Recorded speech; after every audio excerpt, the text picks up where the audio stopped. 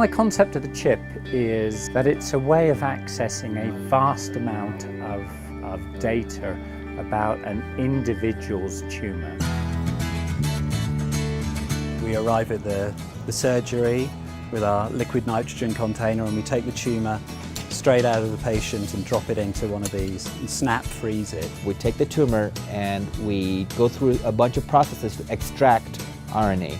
And RNA is basically what your active genes are. So that's the code for your active genes. They can then inject it into the back of the port here on the chip, and it'll sit on top of this glass square, and that has 50,000 different RNA sequences printed on it. The technology is a fluorescent technology, so if the gene is really active, you'll get a brighter signal. If it's really low, you get a lower signal. And then we have a machine that detects the signal for each spot, for each particular gene, and that allows us to actually see the differences in fluorescence, and that tells us how much of any gene is active or not. It's really about detecting whether the gene is active or not. It gives us essentially the fingerprint of that tumor and tells us potentially how we can treat it in the future, and also can tell us possibly how we should treat it now.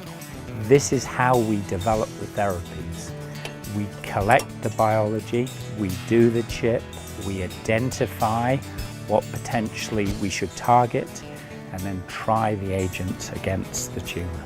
The Morgan Adams Foundation has funded the CHIP program, which is changing the outcomes for kids right now. This isn't research that's coming down the pipeline that's going to help kids in 10 years or 5 years. This is helping kids now. There are kids that are alive today because of the CHIP program, and they wouldn't be otherwise. And I think that's pretty remarkable.